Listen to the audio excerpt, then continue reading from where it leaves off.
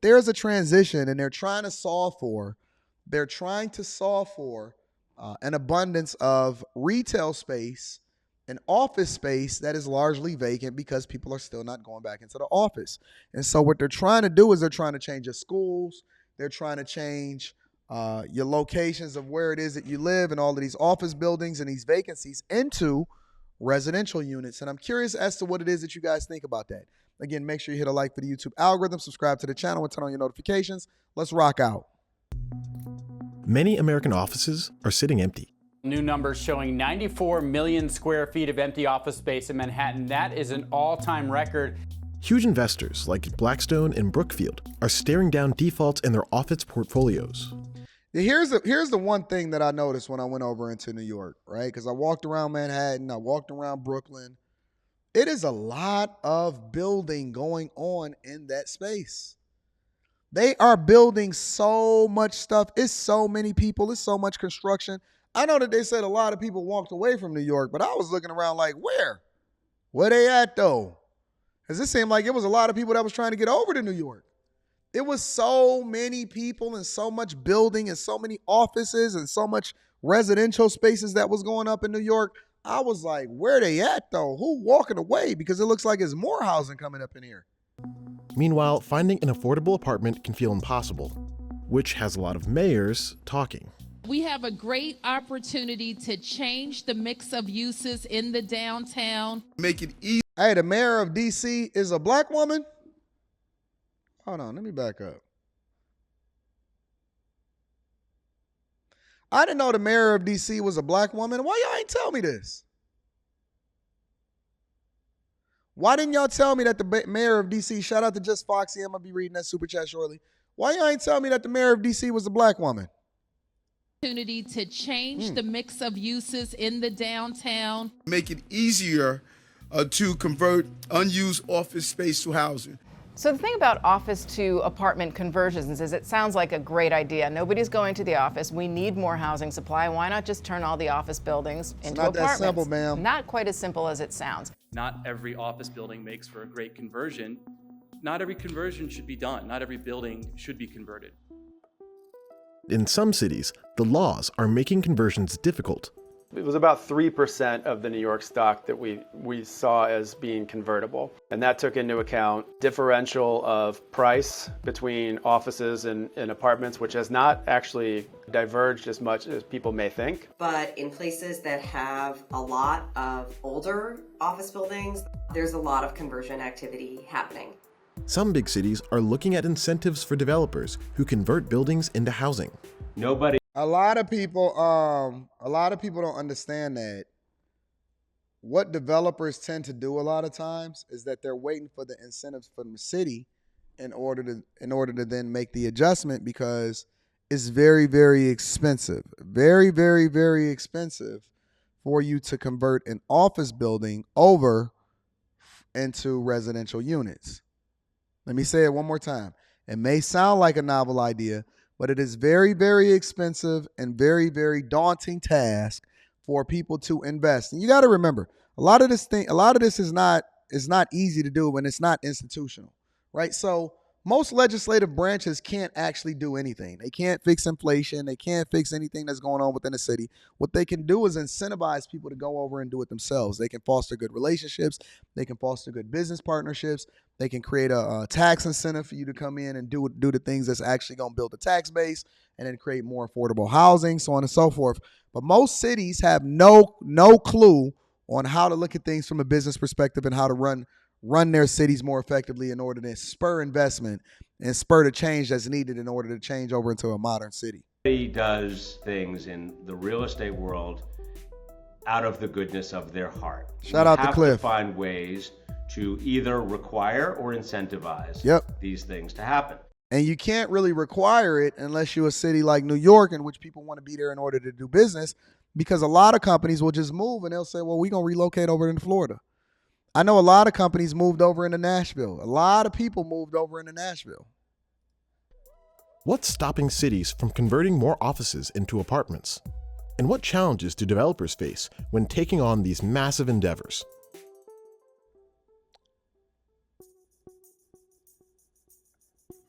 The office conversion trend is heating up in a small group of cities, led by Washington, D.C. and Philadelphia. We are right now in the Poplar building in Philadelphia.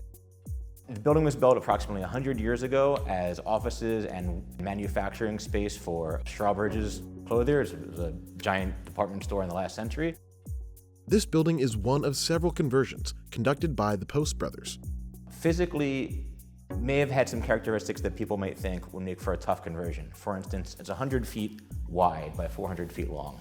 That means lots of dark interior space. The first consideration for a lot of these buildings is about access to light and air. That's why you see in some situations... Hey, hold on. He got good jobs for Queens in the background. What the fuck does that mean?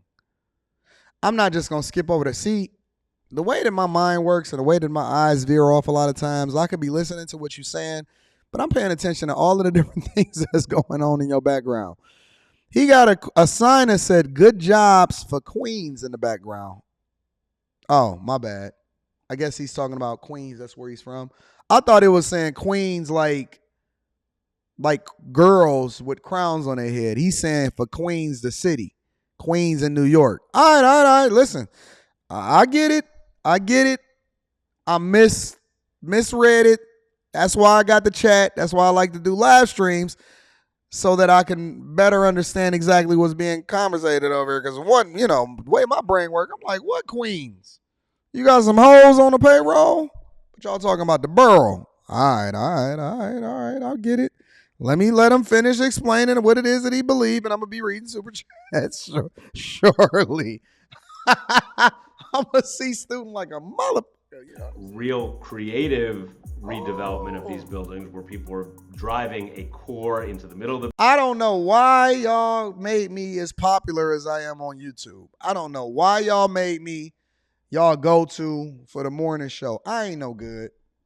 I ain't no good. I am a fucking C student that just so happened to get lucky out here and get rich. And I be clowning and I be talking shit and I don't have no good sense. And y'all tune in faithfully every day to watch me clown on these motherfuckers. Building to allow for additional windows in the middle. We took a building that was a perfect rectangle, carved it into an E. It's extremely complicated. It's expensive. You also have issues of where does the plumbing lines run? And it sounds silly, but you gotta have a bathroom in every apartment or more than one. And if you only have a single line of plumbing or a single area of plumbing, because think about the offices, the bathrooms are only in one part, it's gonna be much more expensive to convert that. Builders call this technique remassing. So let me ask y'all a question. Because I am incredibly fascinated with architecture and old buildings, and I like the fact that we repurpose them, and I like the new buildings and stuff like too. But let me ask y'all a question. Would y'all live in a repurposed building that used to be an office space or a school turned into an apartment building or a loft or anything like that? Would you guys live in a building that was repurposed, redesigned? Are you guys as obsessed with architecture or the novelty of the history of certain places and certain buildings or whatever like that? Or would you completely remove yourself from it and you only care about single family homes, or if you are going to stay in an apartment, a traditional style apartment? I see a couple people saying nope. Rashid said nope. K Godfather said nope. Chris Thomas. Bella said depends on the vibe. Trendy Lock says yes. K Cooper says yes. Ash says nope. Depends. No sir. If it's done right. They said Anton is an A+ student. I appreciate it. I would make the adjustment. I love the fact that they building a new Hudson's building here in Detroit. I'm gonna have a place in there. If I were in the city, yes, says Mr. Hylel. Mrs. Crotty said he said yes. Yes, loft style. We have a funeral home that converted into a hotel. Oh no. And it comes in different levels of intensity. The Poplar you want to live in a Packard building? Received a light touch. Oral Ollie? We have units that are 50 Packard feet building deep. is wild. Have y'all ever been on the Packard site? I've been there plenty of times. I explored it. I also still got an exploration video up on it on my channel. The Packard building site is wild, man. Oral Ollie, you got a whole nother sentiment. I feel you though. I feel you. To the typical, 25 to 30 feet deep. We were able to make them work with things like what are called borrowed light bedrooms or interior bedrooms with a light, and make really attractive layouts, even though the floor plate. It look good, y'all. Converted apartments tend to be pricey, much like other real estate in the U.S. In a hot market where there's a lot of demand for housing and a lot of growth, such as See, I don't like that. When I'm looking at that right there, let's say I'm on a plane and I'm flying. Shout out to Oral Ollie, one of my original people that subscribed to the channel, said she used to watch me back in the bike life days. I appreciate you. Yeah. When I look at this right here, right, and let's say I'm flying in on a plane and I'm overlooking it or whatever, for me, this is death to me. I can't stand the cookie cutter, suburban, build out a cul-de-sac, and then now it's just got a whole bunch of the same exact houses back to back to back to back. I like brownstones. I like skyscrapers. I like architectural marbles. I like all that. When I see this says to me, I'm gonna go here to die. My life is over. I have nothing else interesting to do. I just want to live a normal, boring. This says boring to me. Honestly, this is boring to me. I don't want to live, and I know it's a lot of people that prefer to live here. I like to be in the city. I like to be moving and shaking. I like open floor spaces and floor plans. I will live in a place that don't even have a shower and just fucking shower at the gym or something, rather than live somewhere here. It's not me. I can't do it. I can't do it where the only place that's around you is a Walmart and a fucking Dairy Queen. You got a Walmart, a Dairy Queen, a Panera Bread, and a Domino's around you. You can't get no good, decent food on DoorDash. Ain't no unique spots and places. Ain't no hot spots. You can't go to no hookah. You can't go do nothing. Anywhere you drive, it's going to take you 45 minutes in order to get to the city or the airport. I'm straight. This is horrible for me. For me and my personality, this is horrible for me. San Francisco, that conversions shout out to Mike Dub. I'm going to be reading that super chat shortly. 10% of the housing need. Now that looks like life to me. That, on the flip side, this looks like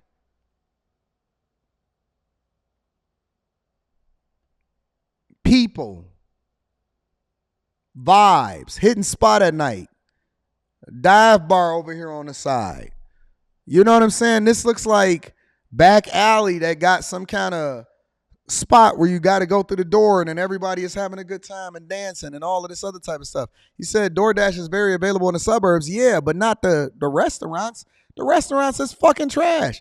You're going to get you a Applebee's. You're going to get you a Chili's. You're going to get you a Domino's, a 7-Eleven. You know what I'm saying? It's not going to be anything worthy of having a conversation about.